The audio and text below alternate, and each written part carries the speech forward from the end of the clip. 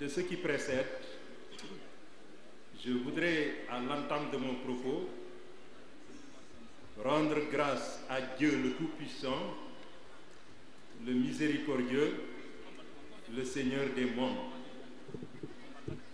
Prier sur son prophète Mohammed, la meilleure des créatures, que la paix et la bénédiction soient sur lui.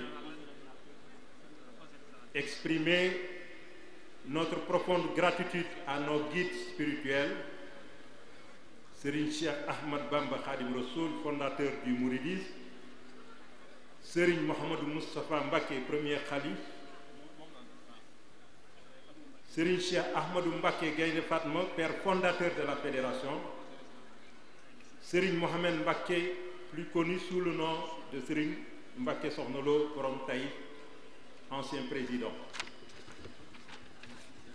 Serigne Abdou Fattah Mbacké, khalife de Serigne Cheikh Ahmadou Mbacké Gaïndé Fatma, actuel président, et enfin Serigne Mohamedou Moustapha, mon marabout, khalife de Serigne Mohamed Mbacké, qui assure la relève avec brio et succès dans la discrétion totale. J'exprime aussi mes remerciements à mes parents qui m'ont confié à bas âge. Je crois qu'à l'époque j'avais 7 ans, dans ce lieu plein de symboles qui abrite le congrès, à Serigne Mohamed Mbacké qui m'a beaucoup aidé. Dieu recommande aux musulmans de formuler des prières qu'il agrée.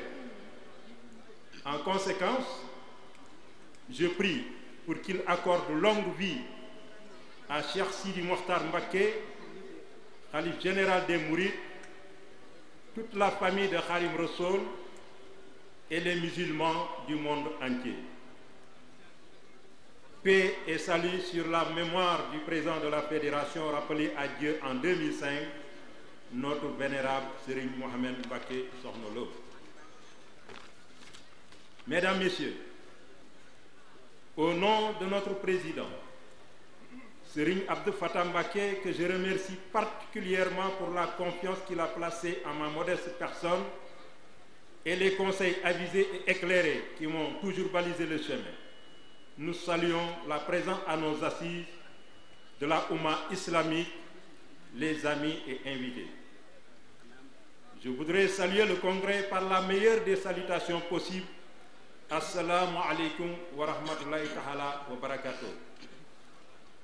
Assalamu alaikum aux représentants de l'État, Monsieur le ministre de la Pêche et Monsieur le gouverneur, ainsi que la délégation qui les accompagne. Les institutions autres de la République, le corps diplomatique et consulaire, les organismes et associations religieuses. Assalamu alaikum à tous ceux qui, comme nous, se sont engagés au quotidien, la foi en bandoulière, dans la bataille pour la conquête des idéaux de l'islam. Que tous trouvent ici l'expression de notre profonde gratitude.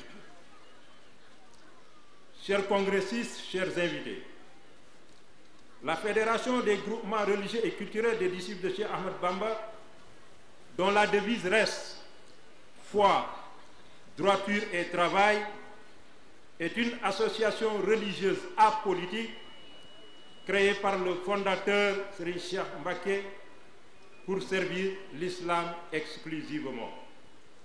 Sa création procède d'une volonté d'appliquer, entre autres recommandations divines, cette triptyque. Soyez tous solidaires dans la religion d'Allah et ne commettez point ce qui conduit à votre désunion. Wa abtasimu bi abdillahi jami'an wa la tafarraqu. Ceux qui croient en Allah et en son messager sont tous des frères. La foi a uni leur cœur. Enfin, croyants, aidez-vous les uns les autres à faire le bien et à accomplir tout ce qui vous est prescrit. Ne vous encouragez pas mutuellement à faire le péché ni à transgresser les lois d'Allah. Wa ta'awanu ala birri wa taqwa wa la ta'awanu ala ismi wal udwan. Conformément aux dispositions statutaires, elle a pour objet de regrouper en son sein les musulmans des deux sexes pour renforcer entre eux les liens de solidarité et de fraternité, d'étudier et de discuter les problèmes religieux, sociaux et culturels, de contribuer selon ses moyens au développement de l'enseignement religieux moderne et de créer des moyens d'instruction et d'éducation, d'organiser des conférences publiques, des gamous et des magal, de lutter contre toutes les influences nuisibles à la formation morale et religieuse des enfants de la Oumma islamique, enfin d'organiser des programmes de développement communautaire. Elle organise périodiquement un congrès qui offre l'opportunité de faire l'évaluation de la gestion, dresser des perspectives et renouveler le bureau et les instances.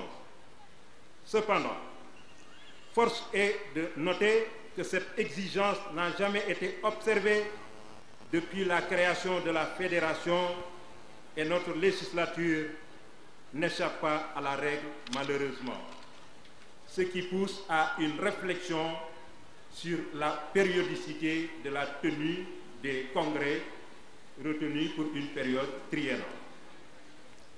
Comme vous le savez, le congrès de 2004 fut suivi moins d'un an du rappel à Dieu du président Serigne Mohamed Mbacké. Cet événement, qui a pris l'allure d'un séisme en monde mouride et même au-delà, a plombé à bien des égards le fonctionnement de la fédération. Il faut l'admettre, la désolation qui s'était emparée de tous a fortement ralenti la bonne marche de certaines structures, notamment la tenue d'instances comme le Congrès ou à défaut un Conseil fédéral. Toutefois, les structures de base, daïra, sous-sections et sections se sont régulièrement réunies et ont pu développer des activités qui ont compensé les défaillances enregistrées. C'est ainsi que les programmes d'animation habituels d'ordre religieux se sont normalement déroulés, permettant un bilan intéressant sur lequel le secrétaire général reviendra tout à l'heure dans son rapport d'activité. Mesdames, Messieurs, le 8e congrès que nous avons voulu inscrire sous le sceau de la rupture, d'abord par l'anticipation de la réflexion à travers des journées d'études qui ont permis à toutes les sections de se prononcer dans un premier temps en toute souveraineté sur le devenir de la fédération et de produire des documents de haute facture. Par la suite, une journée d'études a été tenue à Taïf et des commissions ont été mises sur pied au niveau de la fédération, ce qui conduit à des rapports qu'un comité scientifique a bien voulu synthétiser. Ainsi, il a été constitué une base de données qu'il importe à présent d'examiner et de valider par les congressistes. Cette révolution qui consacre l'évolution de la fédération d'une démocratie contrôlée à une démocratie intégrale porte la marque de l'ancien conseiller devenu par la force des choses le président Serigne Abdou Fattah, dont les instructions à cet égard ont fait l'objet d'une application scrupuleuse. Messieurs et mesdames, comme vous le savez, l'organisation d'un congrès s'accommode d'échanges sur un thème d'actualité.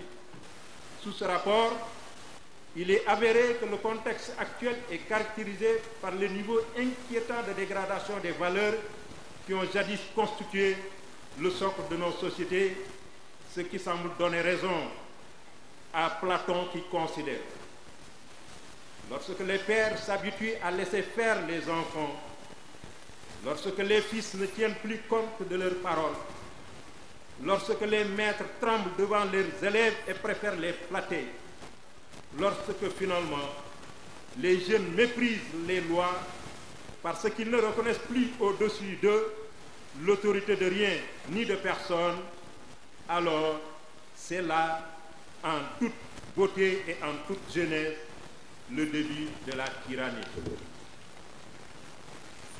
Cela donne aussi raison à l'autre qui ajoute que la meilleure manière de tuer une personne, c'est de réussir à lui faire perdre son identité par le phénomène de l'acculturation. Sans doute, le contexte actuel du pays, marqué par une profonde crise des valeurs en général, celle islamique en particulier, semble justifier la pertinence du thème choisi à l'occasion du 8e congrès de la Fédération des groupements religieux et culturels des disciples de Cheikh Ahmad Bamba, à savoir la défense de l'islam par les enseignements de Cheikh Ahmad Bamba et la vision de Serigne Cheikh Ahmadou Mbacké Gaïndé Fatma. Pour nous, le thème ne saurait être plus d'actualité au regard du contexte que traverse le Sénégal, l'Afrique et le monde. Quelles sont les caractéristiques de ce contexte? Sans prétendre à l'exhaustivité de l'inventaire, nous pouvons retenir 5 fléaux de notre temps. Notre monde se débarrasse de ses bonnes valeurs. La liberté, c'est mieux en libertinage. La famille a éclaté presque sous tous les cieux. L'humanité est à la quête de sa spiritualité fortement endommagée par les influences nuisibles d'un monde considéré comme moderne et civilisé. L'islam est à la fois combattu par ses ennemis, mal compris et pratiqué par ses adeptes. Que faut-il faire? En nous inspirant des enseignements de Khadim Rassoul et de l'exemple de Serigne Cheikh Ahmadou Mbacké Gaïndé Fatma, il est possible de reconstruire une image reluisante et embellie de l'islam orthodoxe, religion de paix et de commanderie du bien et du non, développer entre les musulmans du monde entier les liens d'unité, d'amour du prochain, de fraternité, d'entraide et de solidarité agissante. Enfin, restituer à l'humain tout court la dignité que lui confère son statut qu'il tient de son créateur à travers la sourate وَلَقَدْ كَرَمْنَا بَنِي آدَمَ وَحَمَلْنَا فِي الْبَحْرِ وَرَزَقْنَا مِنَ الطَّيِّبَاتِ وَفَضَّلْنَا عَلَى كَثِيرٍ. Certes, nous avons honoré les fils d'Adam. Nous les avons transportés sur terre et sur mer. Nous leur avons attribué de bonnes choses comme nourriture et nous les avons nettement préférés à plusieurs de nos créatures. Je souhaite aussi que les résultats des échanges et réflexions menés par des islamologues experts sur le thème puissent déboucher sur des stratégies idoines pour pérenniser le règne de l'islam. Chers invités, dans quelques instants, le secrétaire général, dans son rapport d'activité, mettra en exergue à titre principal les réalisations notées dans la pratique de la formation religieuse et subsidiairement, vous trouverez en filigrane un début de développement d'activités lucratives dans la fédération. Au total, la fédération dispose d'un potentiel insoupçonné en termes de ressources humaines de qualité formatées à l'école de Serigne Cheikh, des capacités énormes de mobilisation de moyens financiers et du matériel dans bien des domaines. Il s'agit à présent, pour la nouvelle équipe dirigeante, de l'organiser de façon efficiente et efficace, de l'optimiser et de l'orienter dans la mise en œuvre de grands projets de développement économique et social afin d'améliorer les conditions d'existence des membres et de participer de façon plus marquée à l'essor de développement économique et social du pays et à l'expansion de la religion musulmane. Pour conclure, nous disons que la fédération reste solide et résiste aux vicissitudes du temps et aux influences nuisibles à l'évolution de l'islam. Nous le devons à la clairvoyance du père fondateur, Serigne Cheikh Ahmadou Mbacké Gaïndé Fatma, un visionnaire, un guide spirituel exceptionnel dont la pensée, la vie et l'œuvre transcendent des époques et des générations. Je voudrais enfin, à la suite des félicitations adressées par le président, pour l'excellent travail accompli par toute l'équipe, remercier mes collaborateurs qui m'ont accompagné, notamment le secrétaire général, les chefs de département, les présidents de section, les secrétariats aux wilayas femmes et jeunes et tous les membres adhérents et sympathisants de la fédération. Je remercie aussi les chefs, sous la direction éclairée de Serigne Moustapha Gaye, pour leur inestimable concours à la réussite du congrès. Je réserve une mention spéciale au directeur général de D'accord, M. Bougane Gueye, un fervent talibé, et son équipe qui nous ont beaucoup appuyés. Je remercie aussi le président sortant ici présent, Serigne Malick Dia, que nous saluons avec déférence. Enfin, je souhaite au nouveau bureau beaucoup de courage et plein succès dans l'exercice de cette noble mission au service de l'islam. Je leur recommande cette prescription divine qui m'a toujours servi dans certaines circonstances difficiles. Astakhinu bisabri wa salati inna Allaha ma'a sabirina.